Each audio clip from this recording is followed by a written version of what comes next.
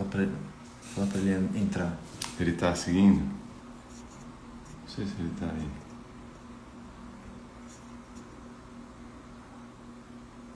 Fala pra ele entrar.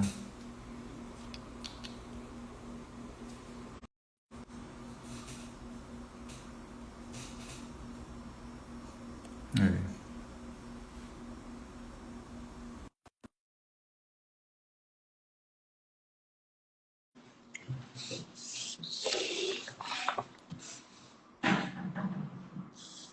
Opa, boa noite a todos. Aí, agora sim. É, Boa, Regis, boa noite, meu amigo. E boa aí, noite, tudo bem? tudo certo? Som tá Per- bom? O som aqui tá ótimo, você tá me ouvindo bem? Tô te ouvindo bem também.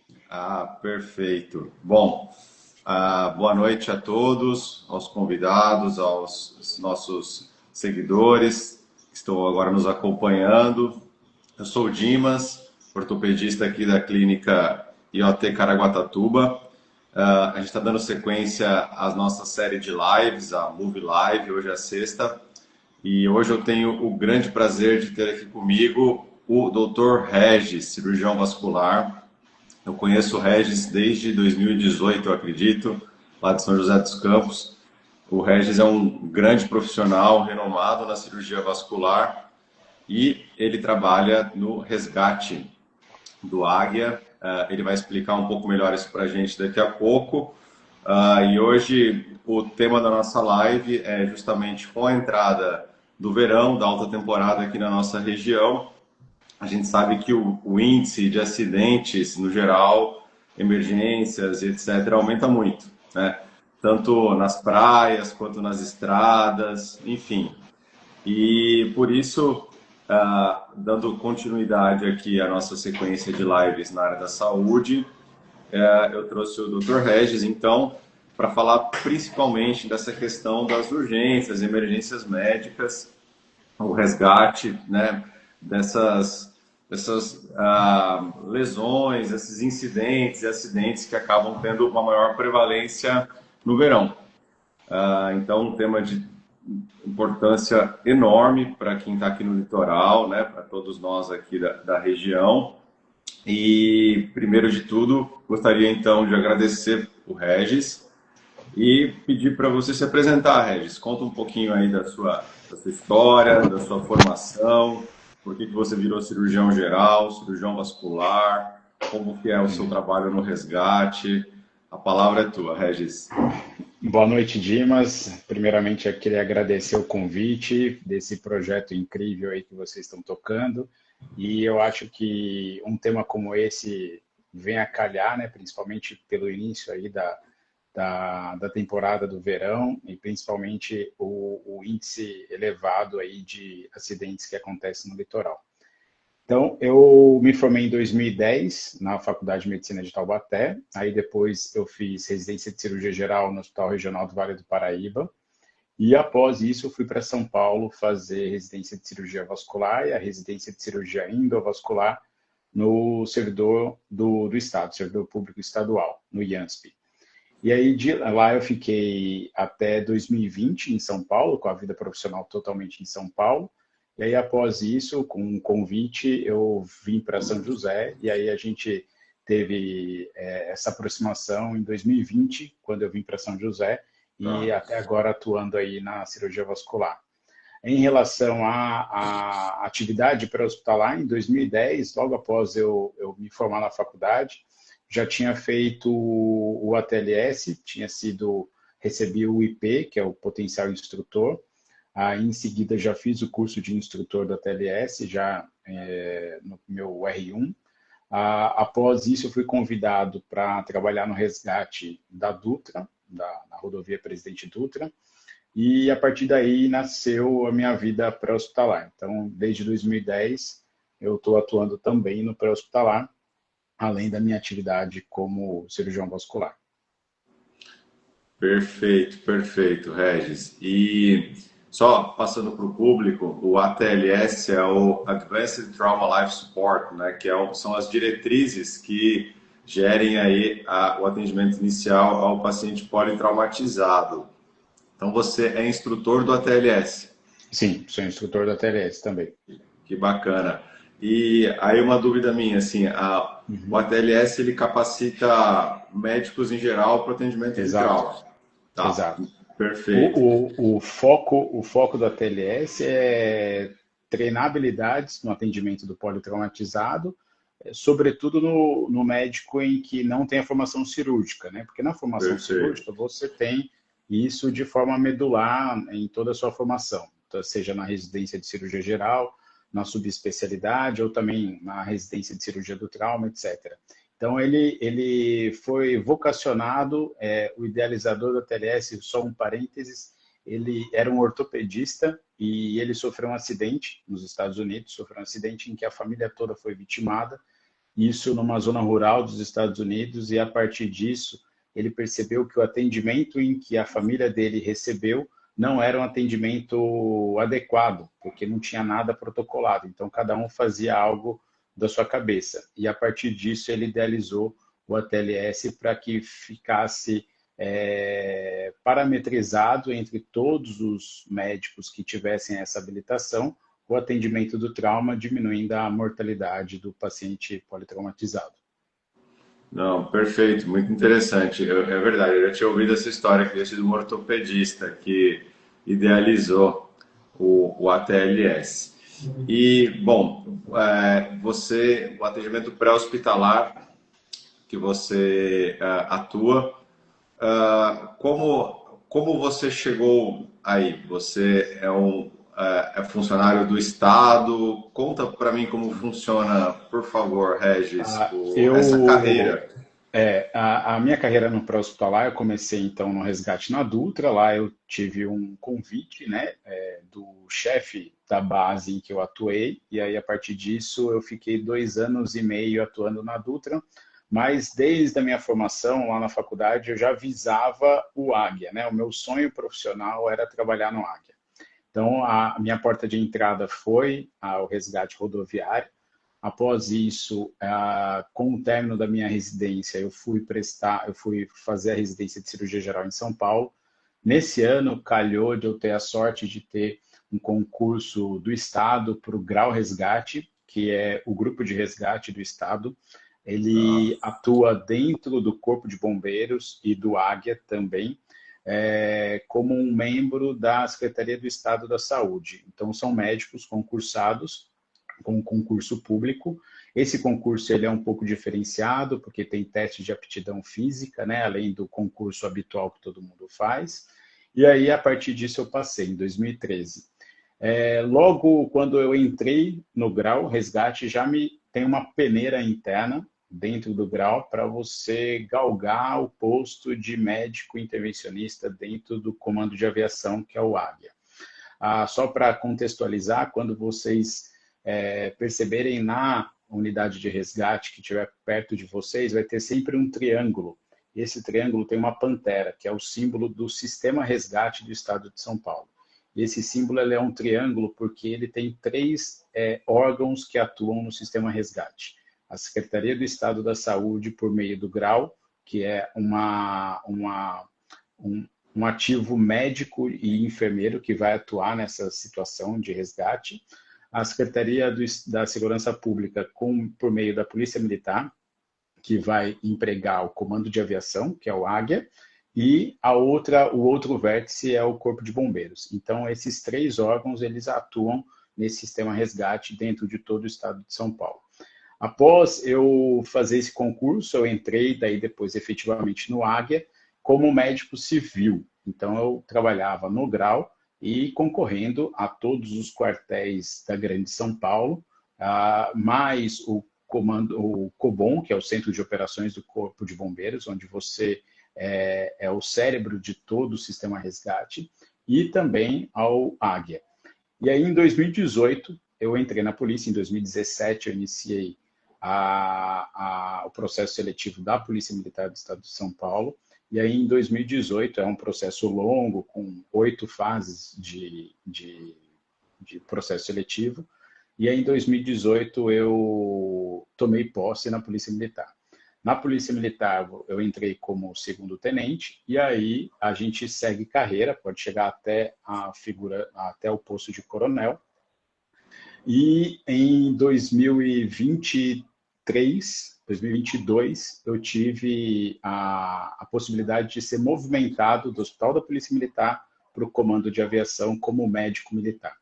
E aí, quando chegou essa oportunidade, eu não tinha a possibilidade de manter os dois vínculos, e aí eu pedi exoneração do grau resgate e deixei de atuar no resgate terrestre, né, junto com o Corpo de Bombeiros. E aí, a partir disso, eu atuo somente como médico militar dentro do Águia, em que a gente tem diversas funções e também o resgate aeromédico. Não, perfeito, bela explicação. E aonde fica aqui na nossa região a base do Águia? Imagino que tem uma base. A gente Sim, tem. sim. Como que territorialmente isso é dividido, Regis? O Comando de Aviação, ele tem 10 bases no interior. Tem o Comando de Aviação, que fica em São Paulo, dentro do Aeroporto Campo de Marte, que é onde eu trabalho. E após isso, você tem 10 bases no interior de São Paulo. Essas 10 bases, elas são posicionadas no estado. Se você imaginar o mapa do estado de São Paulo, ele é posicionado nas macro-regiões do estado de São Paulo. Essas macro-regiões, a gente permite um raio de atuação da aeronave de até 20 minutos. Então, saindo da base, num raio de 20 minutos de voo, a gente vai ter a atuação do Águia. Quando você coloca tudo isso dentro de um mapa de São Paulo, você percebe que em 20 minutos vai ter a Polícia Militar em qualquer região do estado, seja ela rural, seja ela uma grande cidade, etc. Dentro do Vale do Paraíba, que compõe a região do Litoral Norte, Serra da Mantiqueira, Vale Histórico, tudo, a gente tem a base de São José dos Campos. Nessa base, dentro do Comando de Policiamento do Interior 1, que é o CPI aqui em São José, fica um helicóptero, e esse helicóptero ele tem uma atividade híbrida, ele fica com uma atividade tanto policial quanto atividade aeromédica. E essa atividade, ela dura, o raio de ação dela é em torno de 20 minutos, que você vai ter acesso ao Vale Histórico, ao litoral, à Serra da Mantiqueira, ou até a divisa de área que fica por Arujá, Mogi, que é a divisa de área com a área de atuação da base de São Paulo, entendeu? Em São Paulo, a gente tem sempre 2 aeronaves de prontidão para resgate aeromédico e em uma situação com incidente de múltiplas vítimas, alguma situação de uma ocorrência de vulto, pode a aeronave de São Paulo também se juntar aos esforços aqui na região do Vale do Paraíba. Não, perfeito. Ao longo da live a gente vai acabar puxando aí algumas histórias, inclusive a gente tem uma história bem marcante, né, de um acidente que teve na Serra de Ubatuba, Sim. um capotamento de um ônibus, enfim. Sim. Acho que foi lá que eu virei seu fã. Mas depois a gente pode entrar um pouquinho mais aí nas histórias. Bacana. E assim, puxando agora um pouquinho, Regis, bom, depois de você se apresentar aí brilhantemente, explicar como funciona o sistema de resgate do Águia, que é fenomenal.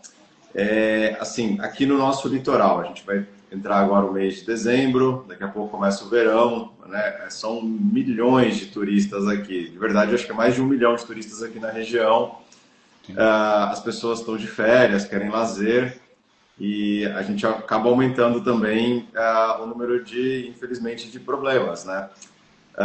Por exemplo, na praia a gente tem afogamentos, a gente tem mais acidentes de trânsito, etc. Assim, na sua opinião, como trabalhando como resgate, o que você nota claramente que piora assim no verão na nossa região? A gente tem 2 situações, né? A gente tem tanto o período do verão, que isso favorece com que as pessoas saiam mais de casa, né? Em detrimento a um período de inverno, em que elas ficam mais acolhidas, né? E a gente também tem as férias escolares. Então, se a gente for plotar isso numa curva, a gente vê um aumento importante de acidentes com crianças, de diversas naturezas, né? Acidentes automobilísticos envolvendo criança, queda de altura, queda de um nível a outro, né? Criança em cima da laje, empinando pipa, acidentes com pérfuro cortantes. Então, a gente tem um aumento bem importante do acidentes com crianças. E nesse escopo que a gente fala dentro do litoral, a gente tem o afogamento, né? Que é uma situação que é bastante evidente, né? Esse aumento de afogamento devido ao aumento populacional e esse aumento do risco, né? Acidente de trânsito também, a gente tem duas fases aí da possibilidade de acidente de trânsito. A gente tem aquela época em que tem grande chegada de público no litoral e grande saída de público do litoral, em que as vias são praticamente obstruídas, então você não vai ter um acidente de grande monta. Mas nesse período entre a chegada e a saída, você tem alto trânsito de pessoas, sobretudo com uso de álcool também, a imprudência, a vontade de chegar mais rápido no destino, etc.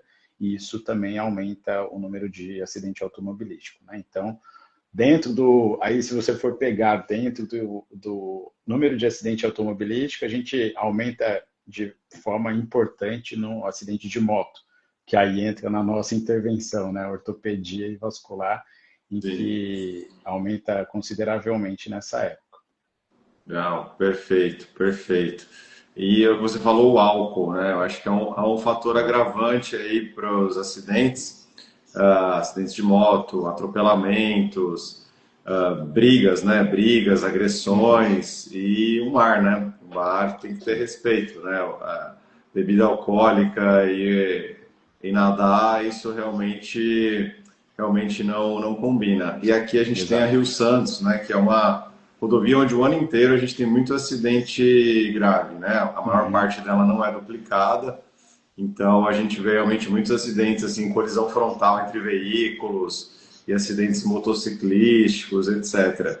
Então, assim, para Exato. o pessoal aí que está assistindo, sempre é bom relembrar, óbvio que a gente acho que já teve uma mudança de mentalidade nos últimos anos em relação à questão de bebida e direção, né? Com a lei Uhum. seca, o bafômetro, mas eu ainda tenho a impressão de que a fiscalização não é tão efetiva quanto deveria. A gente vê muitas pessoas ainda abusando. Nos Exato. acidentes que você mais atende, assim, você ainda vê muito o álcool assim como um causador? Você atende ainda muitos acidentados com sinais de embriaguez, Regis? Sim, com toda certeza a gente tem o álcool, né, e a imprudência, não somente em uso de álcool, mas a imprudência no sentido de alta velocidade, ultrapassagem perigosa, etc. E o álcool também, eles são os grandes vilões na casuística do acidente automobilístico. Você falou da alta velocidade, né? Também a falta de cinto de segurança, especialmente no Uhum. banco traseiro. Traseira. Isso E é muito também. frequente, né? Porque é uma questão de doutrina, né? O meu filho, ele não permite que eu saia com o carro se porventura eu tenha esquecido de clipar o cinto dele. Então, é Sim. uma questão de que é uma doutrina, né? É você passando essa doutrina para o seu filho, para as pessoas que estão perto de você, cada vez mais você vai replicar a segurança, né? E a imprudência de você. Hoje mesmo, eu estava saindo com meu filho, eu vi uma família saindo com a criança atrás, menor que ele, 6 anos talvez, sem cinto, sem cadeirinha, entendeu? Então Sim. você percebe o grau de imprudência muito grande e é importantíssimo que a gente coloque essa doutrina dentro da família, dentro dos filhos e etc. Eu acho que é muito uma questão cultural mesmo, né? Antigamente não se usava o cinto na frente. E Uhum. aí, isso aumenta muito a chance de lesões, a fiscalização aumentou, e hoje é praticamente universal. Dificilmente alguém não Exato. coloca o cinto na frente. As Sim. pessoas têm essa falsa impressão de que no banco de trás a chance de ser fiscalizado, multado é menor, E é mas triste quando você vê uma colisão entre carros e vê o pai e a mãe feridos levemente e a criança morta ejetada, sim, entendeu? sim. E isso é uma rotina. Eu tive um caso aqui, a criança, na verdade já era um adolescente, ele estava no banco de trás, ele estava atrás do carona da frente, estava atrás da mãe dele, o pai dirigindo, e ela faleceu. O que eles achavam é que provavelmente ela foi esmagada por ele, que ele era grande já, ele era pesado. E assim, foi uma tragédia familiar. Ele veio pra gente com uma fratura, ele ficou bem, mas ele já era adolescente, então ele já tinha uma compreensão de que talvez ele tivesse contribuído aí para Para a morte. para essa lesão grave que a mãe dele teve e veio a óbito. Então, realmente não dá para descuidar disso, né? Exato. Aqui também a gente vê pouco, né, motoqueiro sem capacete, mas fora de São Paulo a gente acaba vendo mais. Aqui eu acho que existe um pouco mais de fiscalização, pelo E menos. não adianta você colocar o capacete se você não afivelar o Não jugular. lá. Sim, Porque daí, sim, senão você vai ejetar o capacete e não vai ter sim, resolução nenhuma. sim. E você, assim, tem alguma história marcante aqui do litoral em relação, assim, a algum resgate de praia, algum afogamento, alguma... Não sei se Na você já fez verdade, algum esse resgate, esporte resgate no mar, resgate em é, trilha, tem é, cachoeira, já vi quedas de cachoeira também, que é uma sim, coisa, sim. assim, Eu potencialmente acho que grave.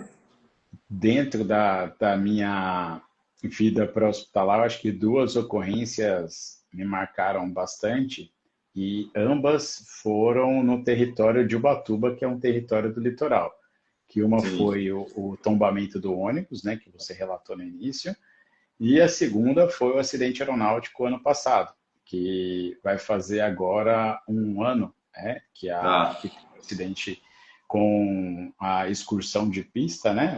O jato foi pousar no aeroporto de Ubatuba, teve essa excursão de pista e aí ele veio a explodir e entrar no mar, né? E nessa situação eu estava de férias em Ubatuba. ah. E eu estava muito próximo do acidente e o Águia ele fica baseado em Ubatuba, na Operação Verão. Então a gente tem Tá. 3 águias que fazem a operação de prevenção a afogamentos, que fica no litoral norte, centro e litoral sul. E no litoral norte ele fica no aeroporto de Ubatuba.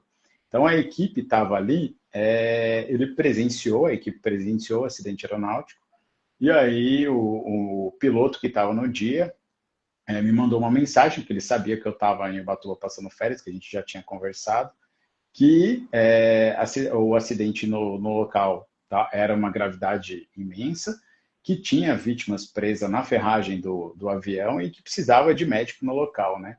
E eu ando dentro da minha mochila, dentro do meu carro, para todo lugar que eu vou, eu tenho um kit de suporte avançado, que é para fazer uma intubação, que é para fazer um controle de sangramento, que é para Você fazer tem tudo um kit de suporte avançado. no meu carro. E Eu tenho aí, uma laringoscópio, mochila. ambu, Eu fiz uma tudo. mochila, uma mochila Tá. minha, com esse equipamento, e eu deixo dentro do carro. E aí eu peguei essa mochila e fui para o local do acidente. E aí a gente retirou a última vítima de dentro da aeronave, que era o piloto. Infelizmente ele já estava em parada cardíaca, a gente manteve a reanimação na faixa de areia, não foi possível reverter a parada e a gente ativou uma outra missão, que é a função do médico militar, do comando de aviação, que é a função de remoção aeromédica. Então, diante da situação de aumento do número de vítimas na Santa Casa de Ubatuba, vítimas com potencial gravidade e a necessidade de escoar essas vítimas para locais com maior suporte, a gente pode ativar a remoção aeromédica. E aí a gente ativou a remoção aeromédica e transportou 2 vítimas da aeronave para o regional de Caraguá. Então, essa é uma situação em que foi uma situação limite. Todos nós atuamos dentro da água, com grande quantidade de querosene de aviação. As turbinas da aeronave estavam pegando fogo, a bateria estava centelhando na hora que eu cheguei, então até a gente descobrir onde a bateria estava alocada para fazer o desligamento da bateria. Tinha um risco iminente de explosão do local, então a cena estava realmente insegura. e o importante é que a gente pôde salvar a grande maioria, e mesmo que o piloto tenha tido o desfecho óbito, ele foi totalmente assistido e foi um sucesso a missão, né? Obviamente com a ação conjunta de todos os órgãos que estavam no local, mas eu estava de férias e aí você, Sim, quando tem o sinal, você vai correndo e acabou as sim, férias. entendi. Eu não sabia que você tinha participado Sim. desse resgate. A gente recebeu realmente 4 vítimas foram transferidas para cá, que era uma Aham. família, inclusive. E Isso. todos, felizmente, depois ficaram bem, foram Ficaram bem. transferidos depois para um outro hospital Exato. privado, mas o atendimento prestado de maneira pré-hospitalar, assim como inicialmente na Casa de Ubatuba, como aqui, todas as equipes realmente parabéns. Infelizmente o piloto faleceu, mas a maioria dos ocupantes, mesmo com lesões, ficaram bem e eu tenho Ficaram certeza bem. que o tempo de resgate influenciou muito, porque eu Sim. sei que um dos ocupantes precisou de uma cirurgia emergencial abdominal em Ubatuba. Uhum. Fez uma Isso. laparotomia exploradora e com certeza, assim, isso é um tópico muito interessante, né? Como o tempo do resgate pré-hospitalar faz muita diferença. Faz muita diferença. Então, assim, fico muito feliz em saber, né, como cidadão aqui do estado de São Paulo, inclusive, que a gente está coberto em até 20 minutos por uma unidade avançada de resgate, né, de resgate Uhum. aéreo com profissionais extremamente capacitados. Isso Sim. é muito reconfortante. Sim. E perfeito. E assim, você falou que fica um helicóptero do Águia aqui em Ubatuba na temporada, certo? Uhum. Perfeito. Você, quando é um médico, então, dessa unidade, você Não fica médico. dá A o. função dessas equipes do litoral é prestar apoio à Operação Verão. A Polícia Militar, ela deflagra a Operação Verão no início do verão e com término geralmente no Carnaval, né? Tá, Essa operação ela emprega grande número de efetivo, tanto terrestre quanto o aumento do GBMAR, que é o Grupamento de Bombeiros Marítimos, né, que são os salva-vidas, e também a gente, quanto comando de aviação, a gente emprega as nossas aeronaves para aquele apoio. Então, quando você está na praia e percebe o águia passando, ali não tem um médico e não tem um enfermeiro. Ali tem a tá, função de um tripulante operacional atrás e 2 guarda-vidas. O objetivo dessa aeronave ela é prestar um apoio para a prevenção de afogamento e, se tiver acontecendo realmente afogamento, tirar a vítima da situação de afogamento, né? Então, ela vai fazer com que tenha uma atividade célere de incursão dos guarda-vidas naquele local. A aeronave chega numa proximidade adequada da água, são lançados esses guardas-vidas e eles abordam a vítima de afogamento e ela é retirada, levada na faixa de areia. Se a vítima tiver numa condição, nesse mesmo tempo, via rádio, já está sendo acionado o resgate terrestre. E muito provavelmente o SAMU do litoral vai prestar apoio no caso de gravidade do afogamento, se tiver uma parada cardíaca, um afogamento com grau mais avançado, vai ter a atuação de suporte avançado do SAMU nessa localização, tá? Mas é importante dizer que essas aeronaves não ficam médicos nem enfermeiro. Quem sabe no futuro, com o emprego de maior quantidade de efetivo médico e enfermeiro, isso seja possível acontecer. No momento não tem essa previsão. perfeito. E esse é o helicóptero que passa, quando as pessoas estão na praia, ele passa ali a alguns metros da faixa de areia e eles Uhum. passam observando, né? Ver se não tem Exato. ninguém ali se afogando ou à Uhum. deriva, né? Exato. E eles devem encontrar sempre situações, ou será que geralmente são voos Sim. mais lisos, ou Não, não? é muita ocorrência é que, na verdade, você tem uma curva de ocorrências, né? O grupamento marítimo, ele tem isso, né, de saber quais dias, as praias com maior população, as praias que têm maior número de correntes de retorno, as praias mais perigosas de tombo, etc. Então, ele já tem esse mapeamento que é onde realmente vai ter a maior incidência de afogamento. Esse aí é um foco mais importante, tanto do GBMAR, quanto do bombeiro, quanto do Águia também, de fazer essa atividade de prevenção, né?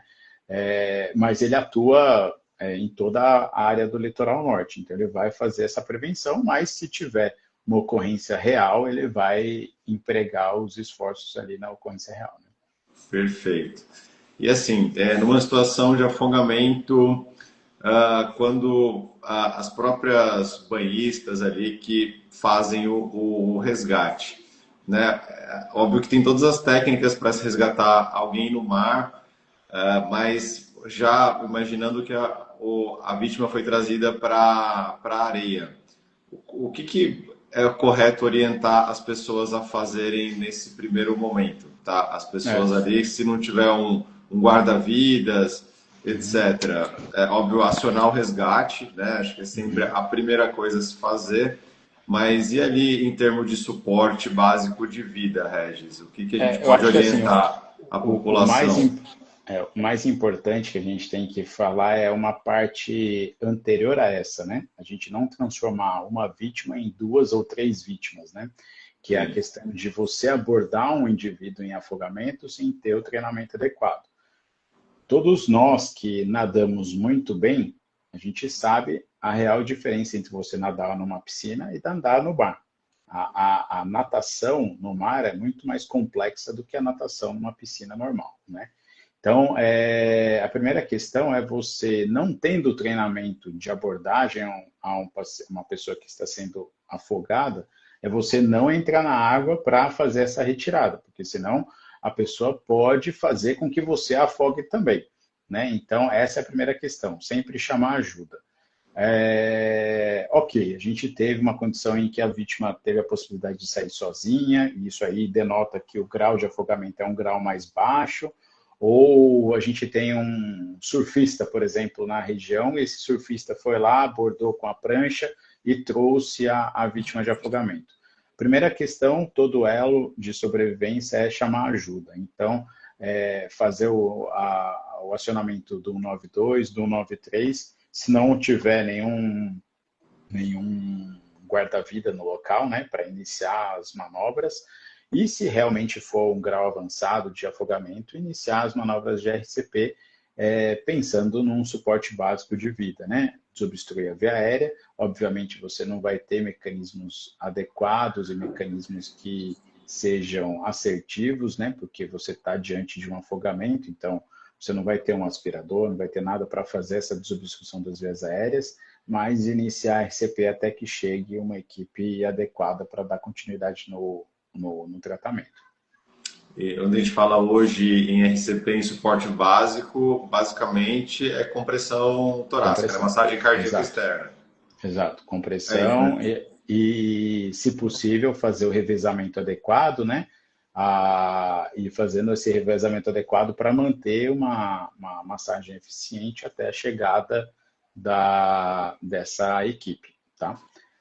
Outra coisa que é extremamente importante nisso aí é você dar a localização correta. Quando você fizer a ligação, seja o 92, seja o 93, vamos supor que você está na Praia Grande. A Praia Grande é muito extensa, você não vai saber em que local você vai estar. É você dar a localização correta. Hoje em dia, você consegue, por mecanismos de WhatsApp, você tem até a possibilidade de compartilhar sua localização, e aí isso ajuda muito todo o sistema de resgate, você compartilhar sua localização, ou você vai lá no Google Maps e tem a localização que tem uma codificação. Se você der Ctrl+C nessa codificação, copiar e colar no seu WhatsApp ou colar em algum outro método de acionamento, você vai conseguir plotar adequadamente sua localização para que possa o resgate ir até lá. Num momento de tensão, as pessoas não pensam no básico. né? E o Sim. básico é a localização. Sim, acho que quem já passou pela Praia Grande, pela Toninhas no verão, sabe que é impossível você localizar qualquer coisa, né? Você não vai nem Uhum, entender aonde está acontecendo o caos, porque exato. é tudo um mar de gente. Agora, você falou de compartilhação, de localização pelo WhatsApp, mas então é possível fazer esse acionamento É possível. Hoje em dia, por. a Polícia Militar ela tem até um aplicativo, né? Você consegue fazer o acionamento por esse aplicativo. Tem um aplicativo chamado 90, você pode baixar esse aplicativo no seu como telefone, e aí você consegue fazer o acionamento via esse aplicativo. Quando você abaixa faz um download disso, se você permitir a localização enquanto você estiver usando o aplicativo, você vai conseguir plotar a sua localização, tá? E se você estiver ligando no 93, todos os centros de operação do comando do Corpo de Bombeiros têm telefones funcionais de WhatsApp, entendeu? Então, é possível que até mesmo o cara que está te atendendo, o militar que está te atendendo, ele faça uma ligação no seu telefone pelo WhatsApp, e aí ele consiga fazer isso. Isso é muito comum na nossa base do Águia, aqui em São José dos Campos. Quando entra a ocorrência, a gente faz contato com o solicitante. E aí, quando a gente faz o contato com o solicitante, eu vou chegar e falar, ô Dimas, onde você está? Como é que está a situação? Às vezes eu posso até fazer um FaceTime com você para identificar essa Entendi. potencial lesão, entendeu? E em casos de pessoas perdidas em mata, perdidas em trilha no litoral, que isso também é muito frequente, a gente fazendo esse contato via WhatsApp, a gente consegue plotar a localização da pessoa e aí o helicóptero vai chegar com muito mais facilidade do que a gente imaginar onde a pessoa foi, né? Sim, não, nossa, muito interessante. Eu não sabia que a gente já tinha esse uso da tecnologia a nosso favor, assim, isso Sim. realmente é muito bom. E você falou, né, do resgate na mata, assim, né, isso desde que a pessoa esteja no lugar onde tenha sinal do Exato. WhatsApp, mas Mas geralmente tem, viu? No geralmente tem, né? litoral, geralmente Já, tem. A gente teve já, várias situações já. Eu já tive situação em que eu estava de serviço na base de São José, entrou uma fratura exposta na trilha. tá, Era uma fratura exposta de tibia e fíbula na trilha, e uma trilha que também era improvável para chegar terrestre, a equipe de resgate iria demorar, né? Porque era uma trilha, efetivamente. E aí eu fiz o FaceTime com a vítima. E aí eu consegui saber que era uma fratura exposta e a gente conseguiu empregar a aeronave de forma híbrida, tanto com médico quanto enfermeiro, e a equipe de salvamento para fazer a descida de rapel na mata e aí fazer a incursão da vítima e retirar a vítima para o local seguro, entendeu? Então, a tecnologia está aí para para isso, nos né? ajudar. E aí, você, então, obviamente, você tem treinamento em rapel, né? Sim, a gente tem um E aí, treinamento. vocês desceram, estabilizaram ali a fratura com um talafix, algo do tipo. Uhum. E como que você. Analgesia, Analgesia. é, Mas e como é que vocês controle. sobem a vítima ali para o helicóptero? Porque o helicóptero não deve ter achado um local adequado para pouso, né? Sim, existem duas formas principais, né? A gente tem a possibilidade da retirada pela técnica de Maguire, em que a vítima ela é içada pela aeronave, então vai um tripulante operacional junto com a vítima numa maca SCAD toda imobilizada, ela é içada pelo helicóptero até um local aberto em que possa descer a vítima e fazer esse tratamento. E a gente também tem a outra possibilidade, que são os helicópteros com guincho elétrico. Então, esse helicóptero ele tem um guincho elétrico, que essa é uma operação muito mais segura, que faz com que o tripulante desça pelo guincho elétrico, faça a abordagem da vítima, faça toda a imobilização adequada e eu consigo subir a vítima pelo guincho elétrico, colocar dentro da aeronave e deixá-la mais próxima do local seguro, entendeu? Então, Sim, são situações em que a gente vai depender do momento, do local, tudo isso para saber qual técnica vai ser utilizada. entendi. E assim, os critérios para acionamento de resgate aéreo é quando não há possibilidade de resgate terrestre, são casos de extrema gravidade. Uhum. Ah, A gente tem, na verdade, um protocolo de acionamento, né? Todo COBOM, né? Que é o o centro de operações do Corpo de Bombeiros tem esse protocolo de acionamento. Mas, basicamente, o emprego da aeronave é toda vez que você precisar de um suporte médico, né? Então, às vezes a gente tem algumas distócias entre os próprios serviços de atendimento pré-hospitalar, que eles acreditam que o emprego do águia é uma coisa muito cara, uma coisa muito monstruosa para um atendimento daquele. Mas, uma vez triada a ocorrência e viu que a vítima requer a necessidade do trabalho de um médico, de um enfermeiro no local, é possível empregar a aeronave com suporte avançado. Tá? Então, em linhas gerais, sem discorrer sobre o protocolo, é sempre quando você entender dentro desse protocolo que é necessário a presença do médico e enfermeiro na cena. Tá? Não, perfeito. Um outro parênteses também é quando o tempo de resposta do suporte avançado terrestre é mais do que 20 minutos.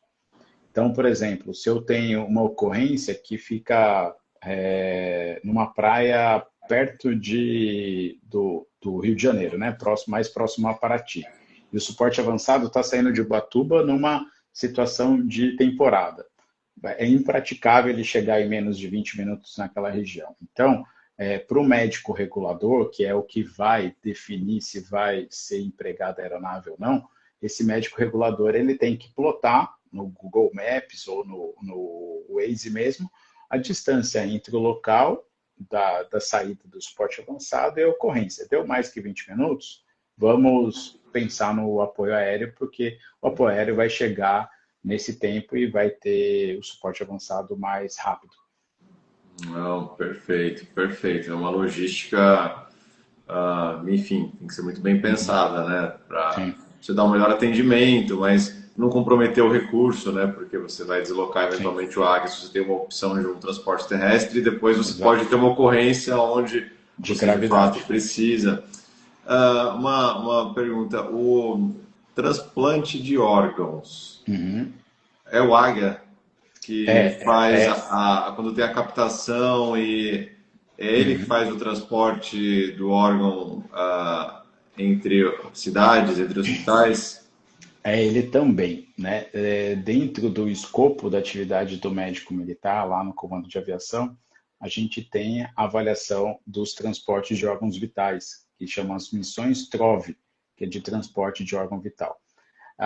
Todo órgão que é feita a captação, ele tem um tempo de isquemia. Esse tempo de isquemia é o tempo que o órgão consegue sobreviver fora do corpo humano. Então, a partir do momento em que ele é clampeado no doador cadáver, ele é retirado e é acionado um cronômetro. E aí esse acionamento do cronômetro já começa a contar esse tempo até a chegada dele no corpo do receptor e desclampear no corpo do receptor. Então, você percebe que essa logística tem que ser uma logística célere, né? Porque a gente pode ter situações no meio do caminho que vai fazer com que expire esse tempo de isquemia. Então, na verdade, a função do águia, ele a gente tem apoio tanto da FAB, tanto da Polícia Civil também, com o SAT, que é o grupamento aéreo da Polícia Civil. A gente hoje também tem um projeto do Estado, que é o projeto Transplantar, que é o emprego de aeronave privada também para fazer esse transporte. Mas, basicamente, dentro do escopo do Águia, a central de transplante vai nos acionar e falar, olha, tem um coração saindo de, por exemplo, Ubatuba para ir para o HC, em São Paulo. Esse tempo terrestre é um tempo que demanda um tempo alto. E aí, quando a gente vai avaliar o tempo de isquemia do órgão, a gente avalia essa questão, o tempo de transporte terrestre e o tempo de isquemia do órgão. Se esse órgão for sensível, que nesse caso o coração e o pulmão são os órgãos mais sensíveis, quanto tempo? São 4 horas. 4 horas. 4 horas. Entre retirar do corpo, clampear no doador e ele já estar dentro do tórax, implantado, com todos os vasos suturados, para fazer. É muito pouco tempo. É muito pouco É tempo. muito pouco tempo. É muito E, pouco tempo. e É mais do que impressionante como de fato funciona, porque a gente sabe que, enfim, é muito pouco tempo mesmo. É. E mais do que isso, não é porque o tempo de isquemia é 4 horas que a gente vai é, permitir que esse transplante chegue até 4 horas, porque existe uma curva exponencial de sobrevida desse paciente com esse enxerto. Então, o paciente que ele recebeu um órgão com um tempo de isquemia de meia hora, ele tem uma sobrevida muito maior do que o receptor de um tempo de isquemia de 3 horas e meia, 4 horas, entendeu? Então, Sim. isso influencia, inclusive, no sucesso do transplante. Então, devido a isso, você tem um emprego da aeronave para diminuir esse tempo-resposta.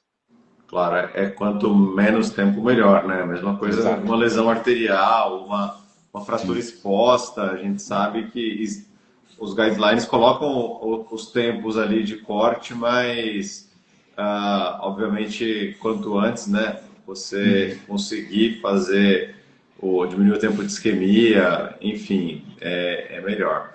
Exato. Beleza, bacana, bacana.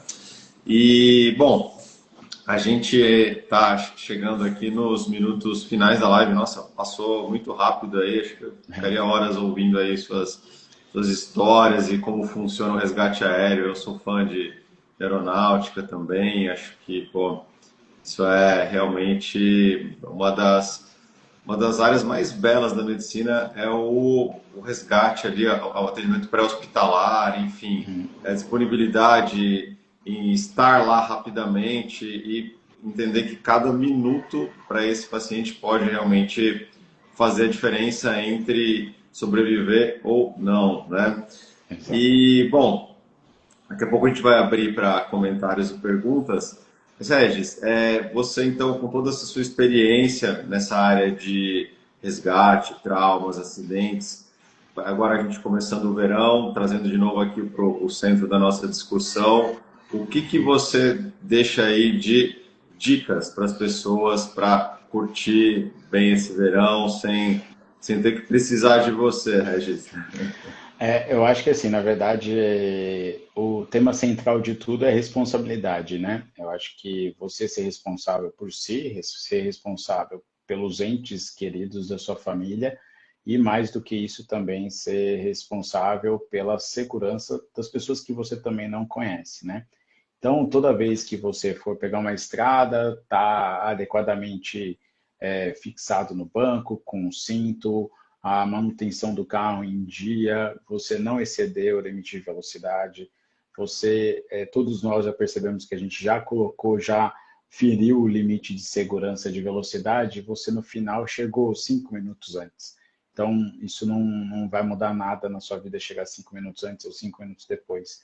Então, se for para dar um norte para todo mundo, é que haja com responsabilidade. Sempre que você for fazer alguma coisa, você vai pensar que estou em risco diante disso, estou colocando a vida do meu filho em risco diante disso, estou colocando a vida de alguém em risco diante disso.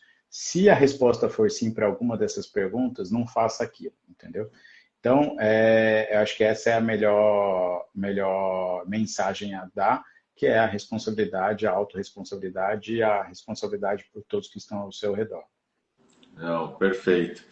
E eu deixo também uma mensagem aqui que a gente conversou brevemente, que é sobre a questão do suporte básico, né? Muitas vezes quem vai se deparar com a cena de um acidente, ou de um afogamento, ou de um engasgo, né? Também pode acontecer, é o cidadão comum, que muitas vezes não tem nenhum preparo para isso.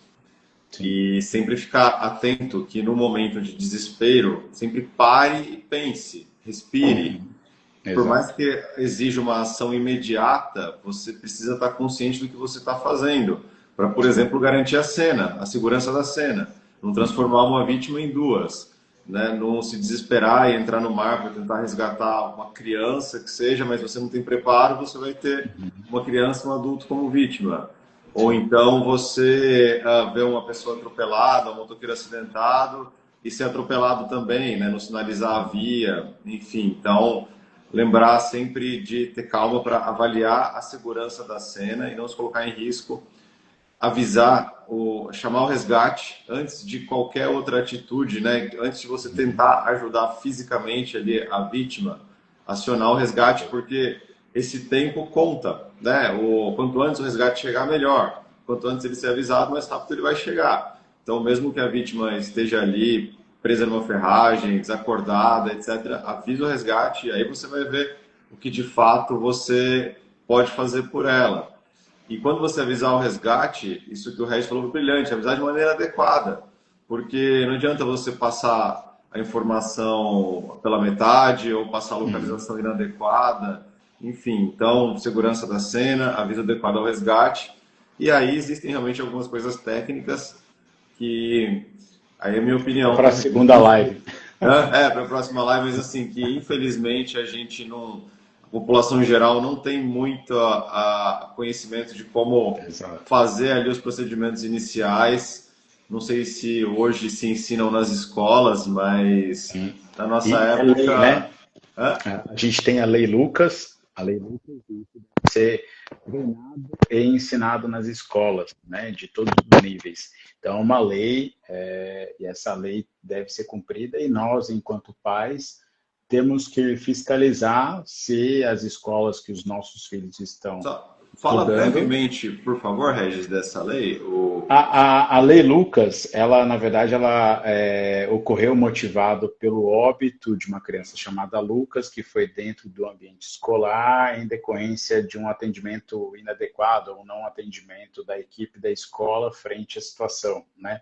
E a partir disso foi lançada essa Lei Lucas, e essa Lei Lucas foi promulgada, e ela obriga todas as escolas a terem treinamento, né, de todo o efetivo da escola em primeiros socorros. Então, toda escola, seja estadual, seja municipal, seja particular, ela precisa ter esse treinamento de BLS, né, de suporte avançado, suporte básico de vida, para a equipe que trabalha na escola. Todo mundo que trabalha na escola tem que passar por esse treinamento, né? Isso, são os funcionários da escola. Os funcionários da escola. Os nossos crianças, adolescentes... Eu sou suspeita a falar. O meu filho de 7 anos, eu já ensinei ele a fazer um RCP, o desengasgamento, controlar um sangramento, colocar uma pessoa que estiver tendo uma crise convulsiva numa posição de conforto. Na verdade, é uma questão de você treinar o próprio filho em casa, né? Se você souber, e souber de forma correta isso, é replicar. Então, você pode ser um elo entre as pessoas que não têm conhecimento nenhum. E o BLS hoje, para nós que somos médicos, é uma coisa muito primária, né? E é de responsabilidade nossa, independente da especialidade, fazer isso acontecer, né? Então, aplicar isso, se cada um que tenha alguma atividade na área da saúde, que tenha conhecimento do BLS, aplicar para 2, 3 pessoas, ou a corrente que a gente está fazendo do bem, né? E essas 2, 3 pessoas não são da área médica. E se você ensinar adequadamente, essas 2, 3 pessoas vão replicar para as outras 2, 3 pessoas. E aí isso vai fazer uma corrente ainda maior. Então, são coisas bem simples que qualquer um pode fazer. Não precisa ter atividade técnica em saúde, mas você pode ensinar. Então, acho que faz parte do nosso papel social enquanto médicos, pessoal da enfermagem, fisioterapia, a fazer a propagação desse conhecimento. E, na verdade, nós somos, eu sempre falo isso, né? Tudo que você pensa em resgate, tudo que você pensa em salvar a vida de alguém, quanto mais você fizer para que isso aconteça e seja bem feito, você está sendo beneficiado, porque amanhã eu posso ser a vítima. Eu posso estar num restaurante e ser engasgado. E aí, o meu engasgamento, alguém tratar o meu engasgamento. Então, acho que é o mais importante, né? Todo mundo fazer essa corrente do bem, né? Não, perfeito, perfeito, Regis, sabe as palavras. Ah, eu só sinto que as pessoas talvez agora fiquem pensando em como eu vou adquirir esse conhecimento, as pessoas que são de fora da área da saúde, Sim, né? Eu sim. acho que são coisas aí realmente a se pensar, né? Não sei a Secretaria de Saúde, se existe por parte do Estado, Estado quando eu digo, né? Estado, governo federal, Uhum. município, enfim, não Estado de São Paulo, mas algum programa de capacitação da população. Mas isso de fato seria muito interessante para, né, para ter mais pessoas capacitadas e poder aí auxiliar, né, nesses atendimentos pré-hospitalares. Regis, a gente já passou um pouquinho das 8h30. Eu espero que a gente venha a ter outras oportunidades de conversar aqui em algum momento sobre a cirurgia vascular, que também é uma área Sim. interessantíssima. A gente pode bater um papo mais para frente aí sobre parte de varizes, as doenças da aorta. Acho que tem muita coisa interessante aí para a gente discutir num outro momento. Uhum. Eu agradeço muito aqui pela sua presença. A gente focou mais aqui na parte do resgate, das emergências, mas o Dr. Regis, ele também é um renomado cirurgião vascular. O Regis, pode deixar aqui, por favor, o seu Instagram, não sei, algum contato comercial, tá? Pode deixar aqui também onde as pessoas te encontram aí como cirurgião vascular, né? Você atua em Uhum. São José dos Campos. Exato. Eu estou em São José dos Campos, tem a clínica privada aqui, e no Instagram, Dr. Regis Vascular, vai ser o único que vai estar lá. Legal, excelente, excelente. Agradeço aí a todos que participaram aqui, os nossos ouvintes aqui na live. Se alguém tiver alguma dúvida, pode deixar aqui. A gente está à disposição, tá joia? E Regis, minuto final seu, se quiser deixar uma mensagem, se quiser falar algo, por favor, fique à vontade. Gostaria de parabenizar você, toda a equipe da clínica de vocês aí, pela brilhante ideia sobre esse tema. Eu acho que é um tema que foge do nosso escopo do dia a dia, né? Eu acho que o mais importante da nossa atividade profissional é proporcionar atividades sociais que a gente possa melhorar a vida de alguém, não somente na nossa especialidade. Você é ortopedista, eu cirurgião vascular e a gente falando sobre afogamento, sobre suporte básico de vida. Então, gostaria de agradecer imensamente a oportunidade e dizer que eu estou à disposição sempre que você precisar e que toda a equipe precisar. Opa, tá joia, obrigado. Essa live vai ficar gravada no nosso Insta, vai depois também para o YouTube, para o nosso canal. Então, as pessoas que talvez não puderam acompanhar tudo, depois assistam, porque realmente foi muito interessante aqui esse bate-papo. Tá joia? Gente, muitíssimo obrigado, uma boa noite a todos. Até a Obrigado. próxima. Tchau, tchau, Regis. Até. Tchau, Obrigado, forte tchau. abraço, meu amigo. Valeu, obrigado para você também. Tchau, tchau. Valeu, tchau, tchau. Tchau, tchau.